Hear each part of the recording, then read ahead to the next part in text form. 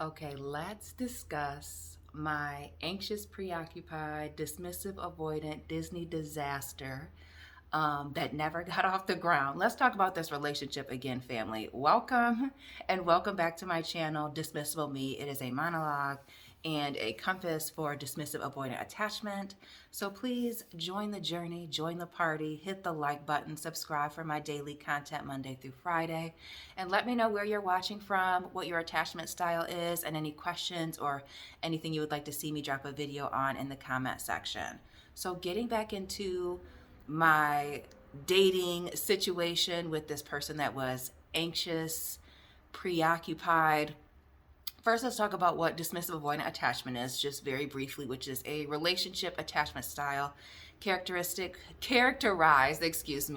by being physically and emotionally distant, right? Not necessarily being very emotionally involved, not necessarily prioritizing the relationship, and it stems from a couple of things. It could be from a bad relationship, but typically from inconsistent and emotionally unavailable caregivers.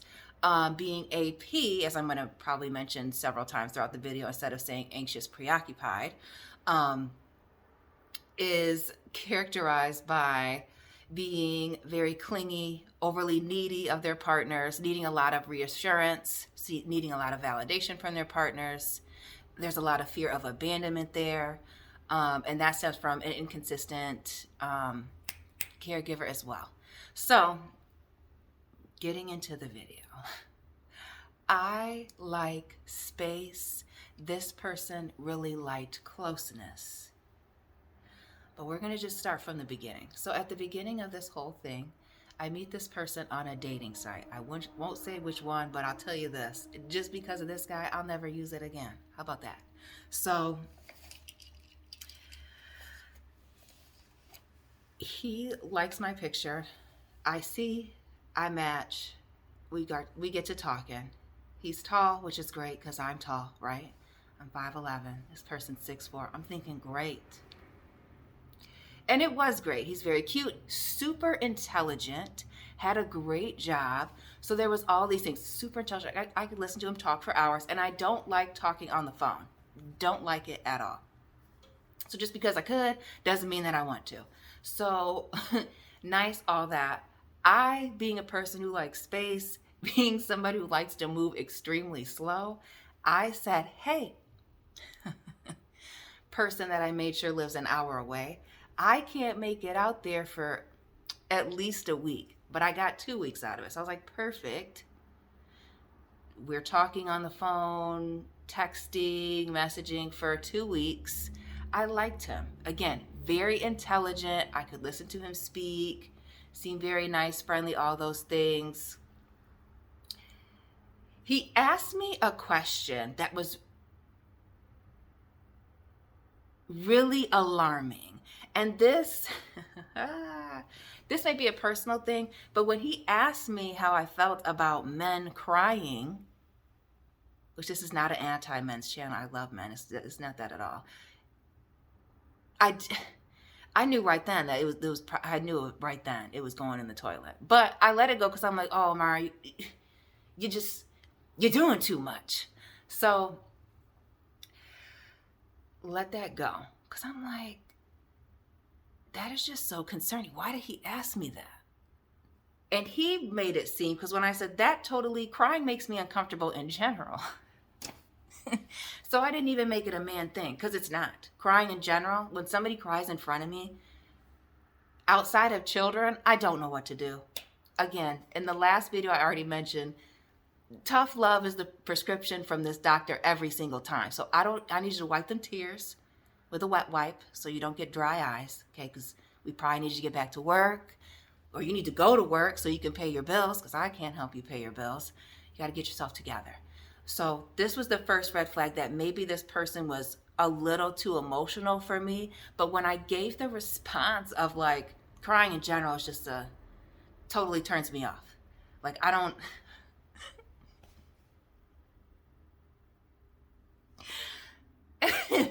Crying in general is a total turn off for me. It's not attractive. I'm not into it. And then he was like, oh yeah. See, because now I know what I know. And so now I know how ridiculous this is. He was like, oh yeah, that's how I feel too. That's how I feel too. You know, why are they turning on this air pump when I want this fresh air? Why am I, oh yeah, my ex-girlfriend, she always wanted me to cry in front of her, and she was all about men expressing themselves and expressing their feelings, and I never really wanted to partake in that, so I just wanted to make sure you weren't the same way. I'm like, oh yeah, over emotional too, you come to the right place. And see, you got to be careful what you wish for, because I wasn't emotional. You got exactly what he wanted. And I was just, but I thought like that was so odd. Like if he wasn't a crier, why would he bring it up anyway? So we move past that. We get to actual first date. We go to the museum. There's this really nice exhibit. It was amazing. Had a great time. Went to dinner. The food was okay. I'm a picky eater, so it was okay. The food was okay. The conversation was great. But I could also tell there was a moment at dinner where I could tell this person was staring at me, like from across the table, like as I was talking, like as I'm talking to you now,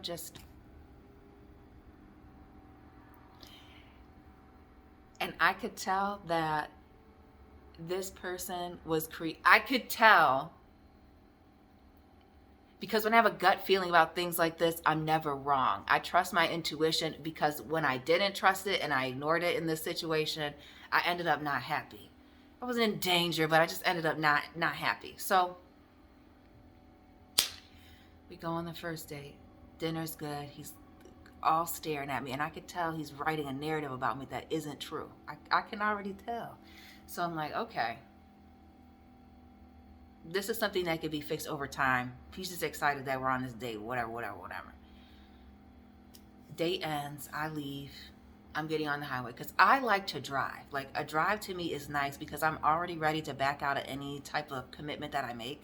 So the drive gives me time to get myself together and get distracted enough to get there. And then at a certain point, I'm ready to back out, but I'm too close to where I'm supposed to be for me to back out. So I'm just there. So anyway, I left. We're leaving the restaurant. Everything, wrapping things up. I'm leaving. I'm in the car. I'm getting on the highway. I want you to understand, picture it. I'm seeing the exit. My GPS on this very phone, Android, is telling me, okay, to make sure that I'm merging onto the exit. This man is calling my phone.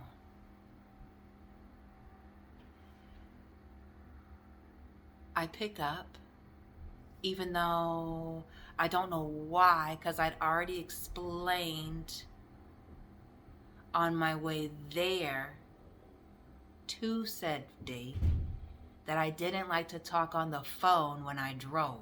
Because what I forgot to mention is how he called me as soon as he knew that I was driving to talk to me the whole time. Why the F am I going on a date with you? And I've been talking to you for 2 weeks, and you want to talk my ear off for an hour when I'm about to see you for several hours. Are you okay? This is when I started realizing I'm starting to not like this. But maybe this is me, because I don't really like anything. And this person really isn't asking for too much. This to me seems like this is just a simple, I don't like talking on the phone because I am a very easily distracted driver. So I don't get caught up in other things, because I can get very caught up in needing to use my brain for other things. And there could be drivers and ditches all around me, because I'm going to remain on the road. But so I don't like to be distracted. So I thought I had explained this, just hours previous. He wasn't getting it. So I pick up because I'm thinking something's wrong. And he's like, hey, how are you doing, blah, blah, blah. And I said, hey, what's going on? You okay? Is everything all right? And he's like, I just wanted to talk to you. I just want to talk to you, keep you company on your drive. Why? And this is exactly how I felt. I'm telling you, I'm reacting to you now how I felt in my brain. Like, why are you doing this? I just spent too many hours with you already. You just did this when I was on my way here. What are you doing? So I just let him know, hey, I have to use my GPS to get home, which was the truth, as I already mentioned. I don't want to be distracted talking to you. And there was a bunch of traffic where I'm leaving from, because this person lives in a big city. So I could tell that this person was hurt, but I needed this person. I was not going to budge. I needed this person to understand, you do not call me when I'm driving. Period, point blank. Period. It better be an emergency, and you're safe right now. So I do that. I think everything's all good. I get off the phone. I drive. I call my best friend. I call my best friend because I'm going to tell her that I'm, number one, I'm getting on the road. I'm safe. I had a good time. She's not about to keep me. It's going to be a quick conversation. So boom, done. Maybe 10 minutes tops. But remember, I have an hour drive at least. She didn't pick up the phone. So, which is fine. Serves me right. So she didn't pick up until I was back in town, but I had not gotten to my home yet. So as I'm pulling into my home where I live, this man is calling me again. I said, girl, he's calling me again. She was like, what?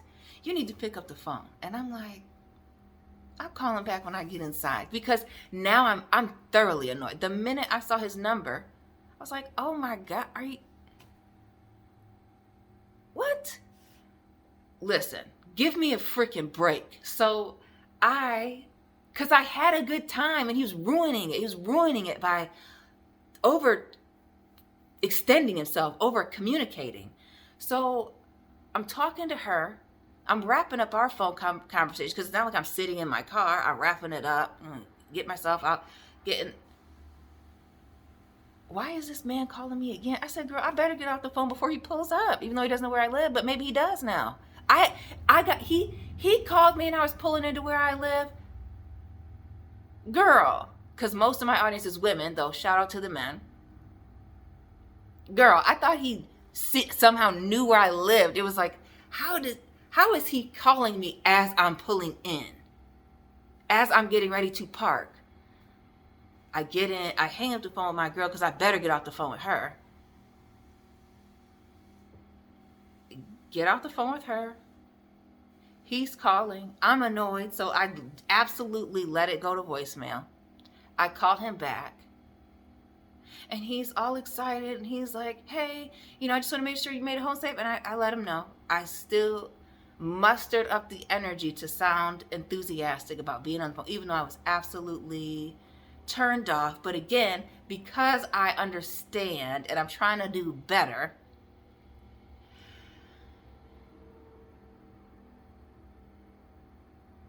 that I need to be a little bit more patient with people, that I need to be patient. And then I wrote it off as being like, oh, this person just wanted to make sure that I made it home safely. I didn't respond. I should have made it home, like exactly by that freaking moment. So maybe that's why they're calling. So I call back. I'm like, hey, I made it safe, because I thought that's just what this person wanted, just to know that I had made it home safely. That was not all this person wanted. This person wanted to have a conversation. He asked me, because he didn't have anything that he wanted to talk about. Okay? That's what I was to get from this. He goes, well, what do you want to talk about tonight? What do I want to talk about tonight? Excuse me? I don't want to talk about anything. And that's what I said. I really don't want to talk about anything, as I'm tired. I'm somebody who goes to bed early. I wake up very early, 4 or 5 a.m. Okay? So I don't want to have a conversation at 9 o'clock at night, 8 o'clock at night. He was hurt again. And it's like, okay, he's hurt, but at this point, I have to recognize that while I'm trying to give this person the benefit of the doubt, he's hurting over my boundaries. So he's just going to have to deal with that. And that was that. Next morning, I get up. I had work to do. Even though it was a week, I had work to do. I'm doing what I'm doing. I'm at work. I get a text message. Good morning, babe. It's the first date. Remember, I only know this person 2 weeks, met him once. First date was yesterday, right? Back then, yesterday. Good morning, babe. Okay. So I didn't know how to respond, so I definitely withdrew here. And I was just like, I'm going to just go on the rest of my day, and I'm going to let him figure it out. That's inappropriate before I have to address it. So then he texted, because he knew I had to work this day. He texted and was like, hey, can I talk to you later? And I said, yeah. So I finished what I was doing for the day, and he called me when he realized I was free, and he apologized for the good morning babe things that that's just how I was feeling. And I was like, how?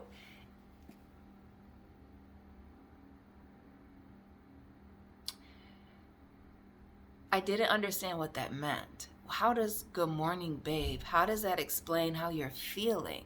I couldn't wrap my mind around it.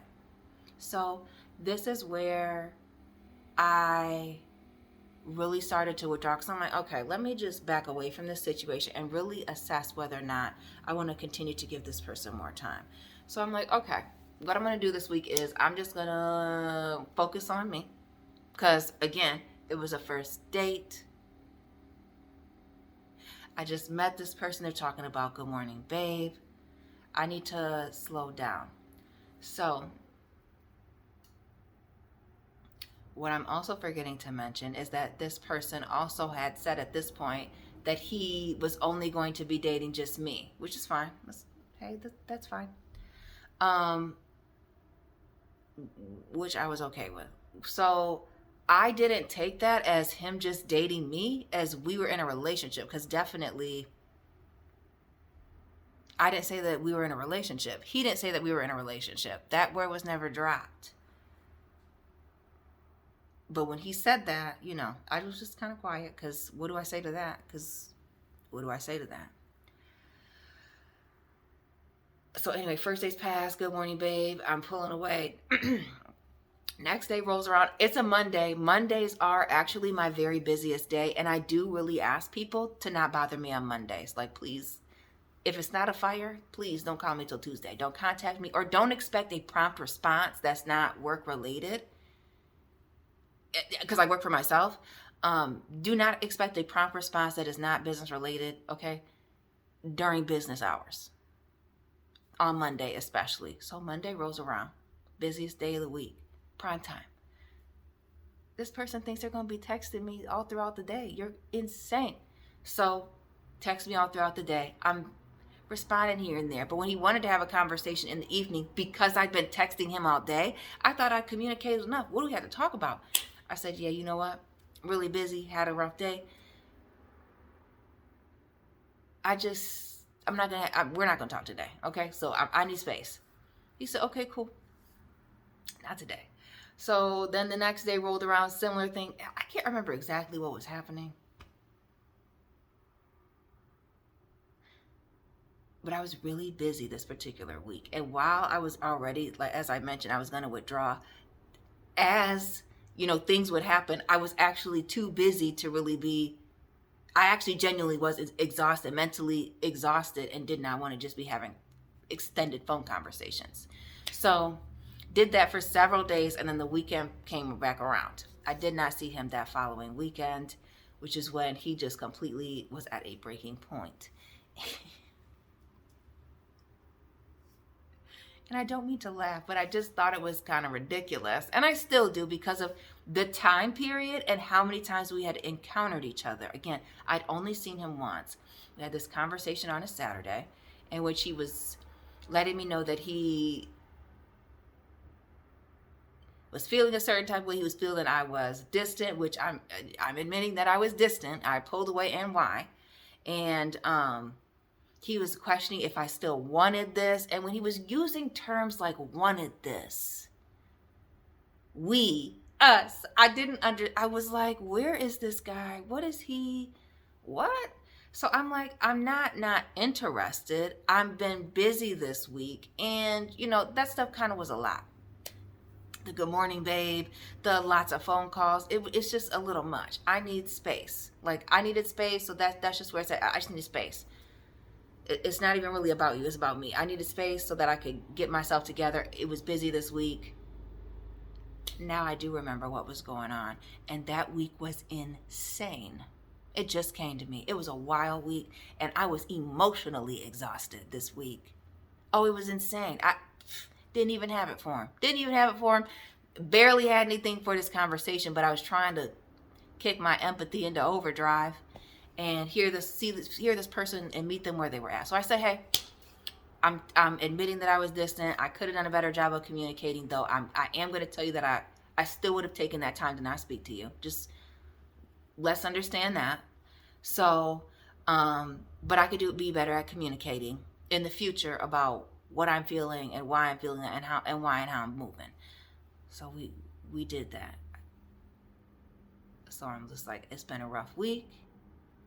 I gave him a kind of small synopsis of what had been going on. Not too much, but enough for him to understand it was just a lot going on.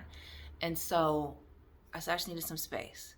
And I said, even that day, I'm not really in the mood to talk. And the only reason I talked to you is because I had already committed to doing that. So because I keep my word, I did this. I thought we were good with this. And when we ended the conversation, it was so crazy because we were talking about something else. And then you brought it back to, I'm just so glad that we got past this. And I'm like, we got past what? It was you with the problem.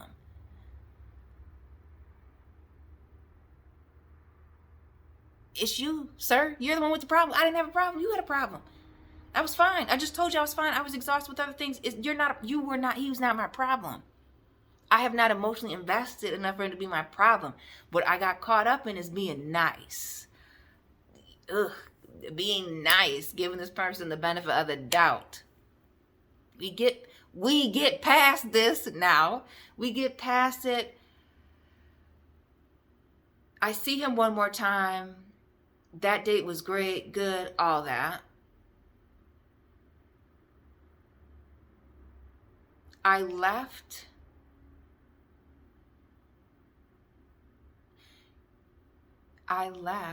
He didn't call me when I left that time. Sorry, as I'm looking down. My notes are down here and I'm trying to recall. I left and he didn't call me on my way back home, but he did attempt to call me on the way there again. So I had to have the conversation. Hey, that time, actually, that's not true. That time I ignored the call. I just ignored it. I was like, he gonna figure it out. He never figured it out, family. He never figured it out. So anyway, saw him again, went down there. That was all good. Had a great time, came home. Actually, I didn't go home. I ended up spending the night at my best friend's house. Stayed with her, saw my godchildren. It was a good old time. I saw him another time. That time was good. All fine. What happened was, and it seems like I'm skipping through, but there really isn't anything. What continued to happen, what's more important than those dates, because nothing exciting happened, literally. Because I don't like physical touch and all that. So what was happening is, because he was over talking, can I move my legs? Because they're getting tired. It wasn't supposed to be this long. What was happening is, because he wanted to talk to me every single night for hours and hours and hours, that's what he was talking about during that conversation. I was emotionally checked out on, but trying to stay in, which was about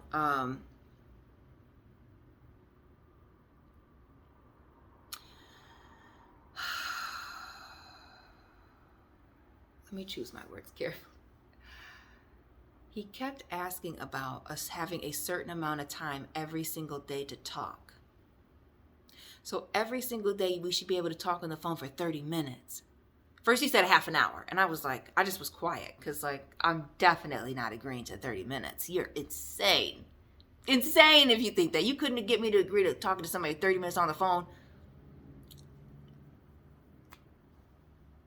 At you know what point. There's no way. You're insane. So I was quiet. He was like 20 minutes. I was like, crickets. He was like 15 minutes. Caw-caw, caw-caw, caw-caw. Birds. Because 15 minutes is way too long for me. I got him down to 5 minutes. I got him in 5 minutes. In my mind, I was like, I'm somebody who played sports. I know exactly how long 5 minutes is. I create content for a living. I'm a full-time content creator. I know exactly how long 5 minutes is. That's a long time. 30 minutes is forever. This video is about to be 30 minutes. This is forever that I'm talking. This is a long time that I'm running my mouth. So we talked it down to 5 minutes a day. Well, he talked it down to 5 minutes away. It was his idea, so it's perfect. Perfect, yeah, 5 minutes a day. So now we're moving on. He's not doing 5 minutes a day. He's 2 hours. I'm falling asleep because I'm having to check out. I'm like, yeah, talking me. So then I pose the plan, as I'm somebody who likes to and I desperately need, as I am not on track and it's important for me. If you want to be my man, okay? I said, okay, so every day you want to talk, why don't we have something that we're talking about? I give out of something we could literally do every single day. Reading and having discussions, all right? This person who first pretended that they were into this, okay? All of a sudden, we could do that, but not every day. But every day he's calling me and asking me what I want to talk about. I don't want to talk about anything. You're texting me throughout the day. You texted me 4, 5, 6 times throughout the day. Good morning, good afternoon, how's your day going? What's going on? Hey, what are we talking about? I just talked to you all day. You want to hear my voice? You want to hear me breathe? The amount of contact this person needed was a lot. This person was also exhibiting signs of jealousy, okay? It was the being jealous of a 4-year-old, right? So I work for myself, and then at the end of my day, I have the pleasure of doing daycare, aftercare for a 4-year-old. Why are you jealous of a 4-year-old? Can you explain that to me? That kind of thing. Jealous of a 4-year-old, jealous of my family. Why are you doing that? Why are you needing a lot, just constantly calling? Or if I missed a call, like he said he was going to call me or I was going to call him. If I called and he didn't pick up for whatever reason, I'm assuming he wasn't by his phone. I never thought there was anything malicious because definitely he wanted to hear from me.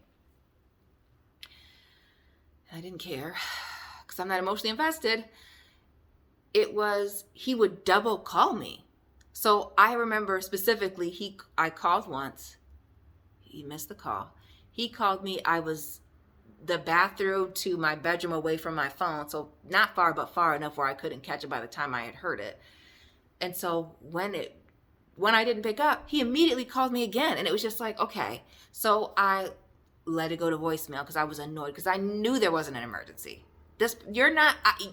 I'm not the person he would be calling in an emergency. So I let it go to voicemail and I called him right back. And I said, hey, what's going on? He was like, nothing. What's going on with you? What do you want to talk about? I said, wait, whoa, what do I want to talk about? You just double called me. Is everything okay? Are you all right?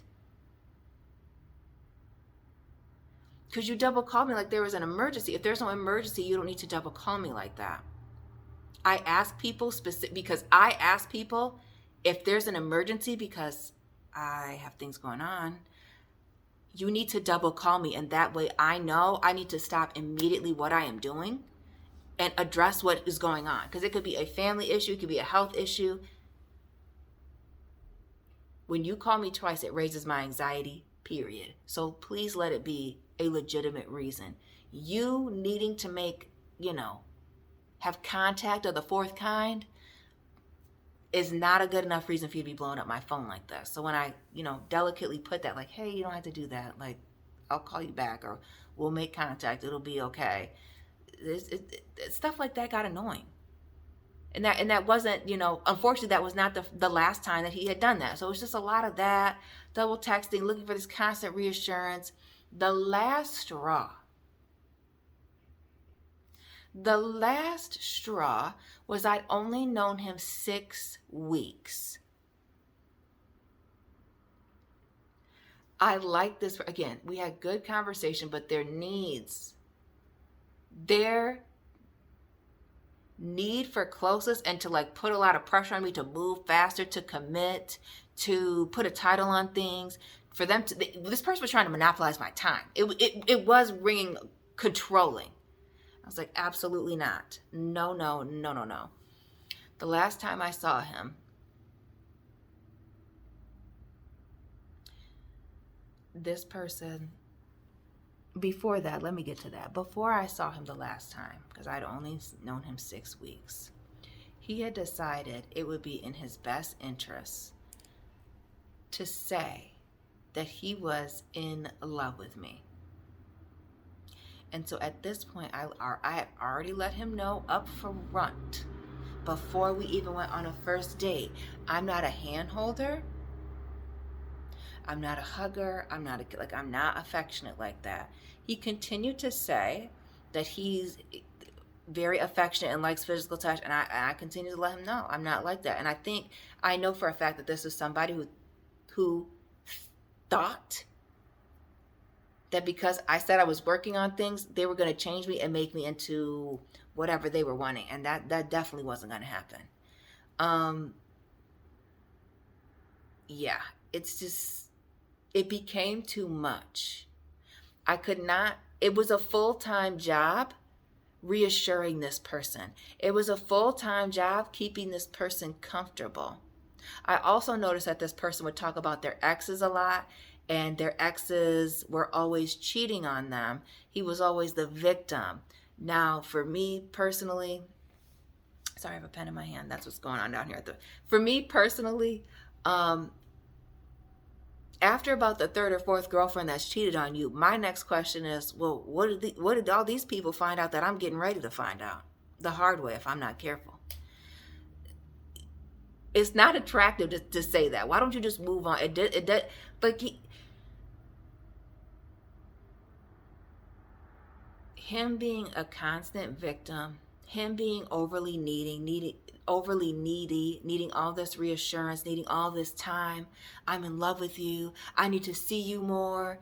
It was just too much. So when I addressed some of the issues that I had, I finally started addressing issues because I was done with trying to skate around this person's feelings. Because being direct was not enough. I had to be super direct. So I was being corporate direct with him before, like how you talk to somebody in an office, HR. I had to go from corporate nice to keeping it real. So after that last fourth encounter, I just had to let him know, I like you, but what happened here was really unacceptable. And I'm not necessarily going to get into what it was, but it was like, this is just really unacceptable behavior. And so while you're somebody who has expected me to overextend myself, I feel overextended and comply with all of your needs to make you feel comfortable, I feel like you did the absolute bare minimum in this situation. It was so, honey, it was so crazy. It was so crazy. He did some stuff that was so crazy and so lazy. I'm willing to look like the bad guy by not mentioning it. Okay, because I had secondhand embarrassment. So I did cut it short and skedaddle up out of there. But I thought that I was addressing it nicely. Okay, originally, by sending a little text and being direct. I understood very quickly because I'd fallen asleep and then he'd responded and then he decided to stonewall and get silent. I noticed immediately that this person was withdrawing, and I was like, not mister, we need to talk for hours and hours and hours. Mooney long over here. Telling me, stonewalling me, now they don't want to talk. So anyway, I could tell from his response to my text that he thought that my text was an attack. So I was like, I'm just let this blow over. Because I don't really want to talk to this person. So I left from that, left early. He did reach out to make sure that I made it home safe. And I did respond right away. Very kind, nice, all that. Because I was like, I wanted to be rude, but I was like, no. Why would you be rude to somebody who wants to just check on you? So respond nicely. Respond right away. And I responded within the same minute. well, at least on my phone. Responded the same minute. I made it home safely. Thank you so much for checking on me. I'm all good. You have a good night. Boom, done, whatever. Good morning the next morning. I addressed the issue. He kind of sort of addresses it. Remember, I fell asleep when I received the message. So I wake up, see the message, and he's writing some things. And I can also tell, like, at the end of the message, he was like, he cut himself off. And I could tell two things. This person was going silent because they're a double texter, double caller, as I've already explained. But the way that they crafted this text message, they twisted my words,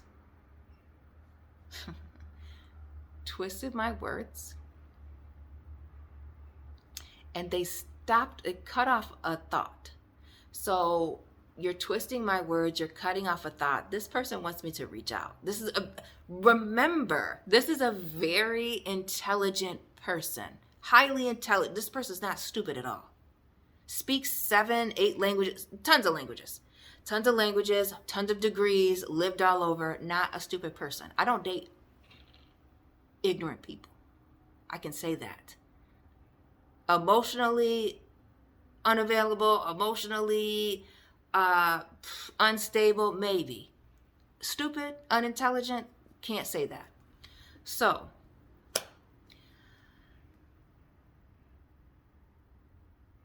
I can tell he wants me to reach out. I'm telling you, I understand that he wants me to reach out. I understand what the problem is. I see the problem. I understand that this person thinks that I'm attacking them, and really I just wanted them to understand that what happened can't happen again. Like, that's just not acceptable for me. This person, as much as they had criticized me about not picking up the phone and this, that, and the third, because there was lots of criticism in there, but I just took it like a champ because I just admitted when I was pulling away or withdrawing or being short, period. Because I'm going to admit it so we can move on. Because if you admit it, we got to move past it. So we move on, done. He responded to me in the afternoon. I let it go. I didn't say anything. The next day came around. I didn't get no good morning text, which I was okay with. No good morning text, no nothing. Next day rolled around. So we went from Monday, didn't hear anything from all Monday afternoon, night, Tuesday morning, all day. Okay, cool. Wednesday rolls around, my favorite day of the whole week. I finally get a voice clip from this dude.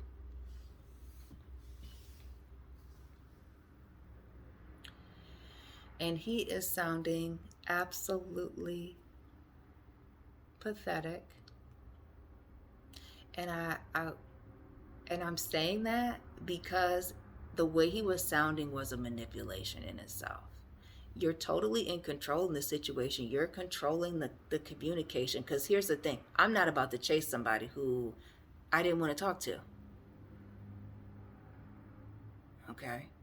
I'm going to let you have this space. And plus, as somebody who needs space and takes space when I'm frustrated or overwhelmed, I'm going to respect your space when you want it. So I'm not about to chase you. So I get this voice clip and he's, oh, I hope you're doing well. Oh, okay. Yeah, I'm doing great. And he's just like, I tried to pick up the phone. I tried to send a bunch of text messages, countless times. And he just never found the strength.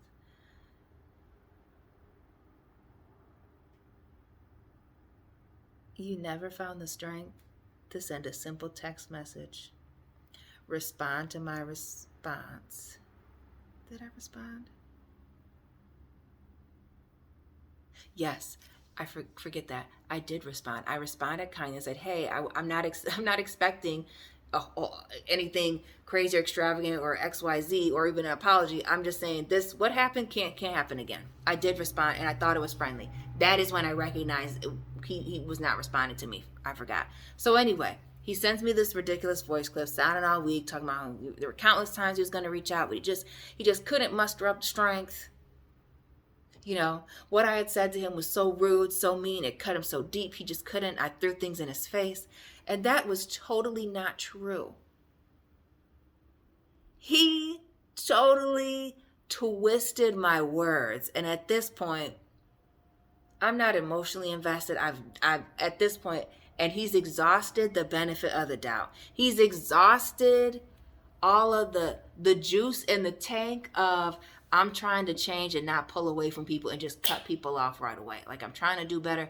This person's got to go because this person was highly manipulative. Like, everything was to get a response, to keep you locked in, to make you feel bad for him.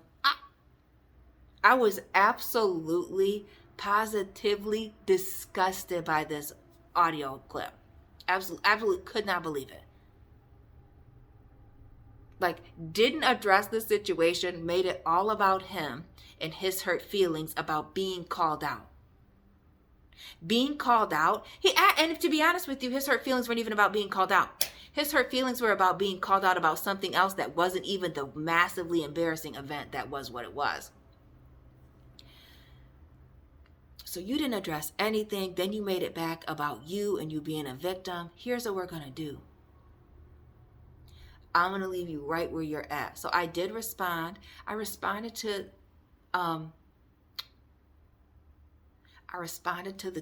the twisted words. I responded to his hurt feelings. I responded to everything I needed to, excuse my alarm, I needed to respond to. I even was kind enough to apologize for hurting his feelings. But I knew right then and there I was done. The next thing I received from this person was a text message at midnight, which I didn't get till 3 a.m. when I wake up. At midnight, telling me good morning and verbatim, what did he say? Hold on. Good morning. I'm no longer interested in this relationship. I do not think we are compatible. That's exactly what he said. And I just said, when, at 3 o'clock in the morning when I woke up, I said, okay, because I'm not going to fight for you. I'm not about to chase you. That's ridiculous. I really wanted to be done. I should have been done when we had that conversation about space, when I pulled away originally. And I forgot to mention that. We had that conversation about space, and then he went and found me on other social media platforms and started adding me. And this person don't respect my space. So the phone calls, they needed way too much. They needed somebody to be all up underneath them. I'm never going to give them that. So whether I'm the way that I am right now, or then, because this was definitely months ago now, back then, which is really the inspiration for this channel. So amen to him, amen to this whole situation. Back then, I had nothing left for this person. I just could not invest. So I let it go. There was no need to say anything else. I had exhausted myself. Cool, boom, done. I literally moved on. I was a little down. Because it's like, oh, that's sad. That's a bummer. Because he was nice, he was intelligent, and all those things. Like, it's not like he was all bad, but the things that were important, we couldn't work it out. It was never going to work out. This person was never going to.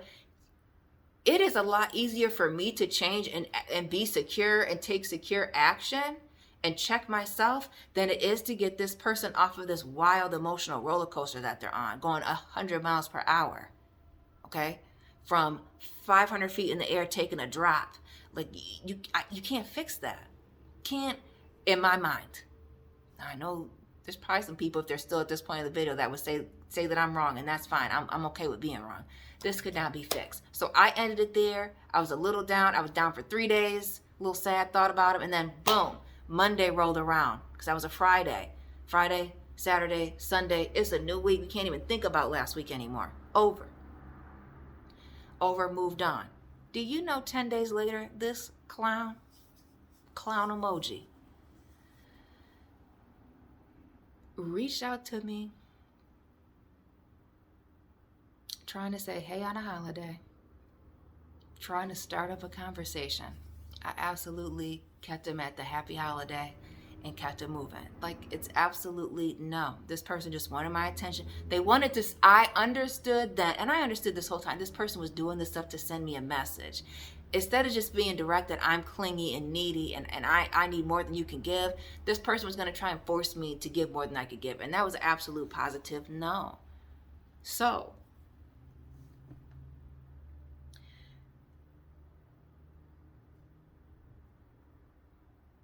while this was supposed to be organized, it did kind of become a long rant, but I did touch on all the key points: my initial attraction, the early challenges. Yeah, I didn't talk about pet names. He immediately wanted to give me a nickname, which I think is ridiculous because I don't use pet names, so I didn't want to get one. And as much as I continued to explain that to this person, they still kept trying to push that. So their need to create a close bond or fake closeness and close bonds really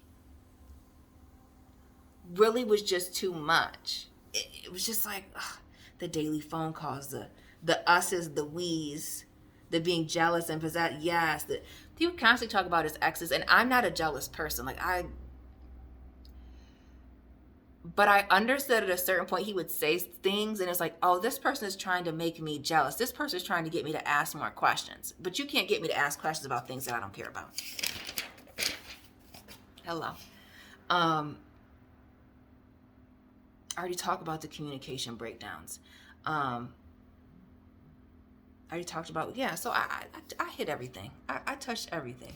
What I would do differently is I would have not proceeded is immediately when this person shows signs of being overly clingy, more than just, this dude was as clingy as I was distant. Like 10 times. He was 10 times more clingy as I am distant, and I'm severely distant. I would say that I severely. Do not touch me. Don't try and kiss me. Come on, be for real. I don't need to spend a lot of face-to-face time with you. I really cherish that time, face-to-face time, more than I do talking on the phone or text messaging, right? I need to miss you. This person can't miss you. They need to be up underneath you. I understood that when this person told me that they were only going to be dating me, that in their mind, I was this person's entire life. So, that is the story. Good, bad, and ugly. Their part, my part, what took place in the middle. And this is almost an hour-long video. It was not supposed to be that long. It's supposed to be like 20 minutes. And that was a situation. It was just a communication breakdown, a total difference in needs. And very early on, both of us could tell that we were not going to be able to meet each other's needs. I was really doing a lot. If I hadn't been in the process of trying to change and be a better person and be a better partner, I would not have given him that many chances. The real me would have, the good morning babe, I would have ghosted him. I wouldn't have ghosted him. Let me not say that. I would have told him I'm not interested anymore. That would have been enough for me to end it right then and there. Like, whoa, too much. It's clingy, it's crazy. Absolutely. So beyond that, everything was me trying my hard, giving it the college try to be secure and to move forward and make a situation happen. So, family, that's what I have for you today. Let me know if you have a similar story with an AP. If you're an AP person, did you experience similar with somebody who had dismissive avoidant attachment? Let me know where you're watching from. Drop your attachment style. Let me know any questions down in the comment section. And I'll be tapping in with you very soon. Keep it real, family.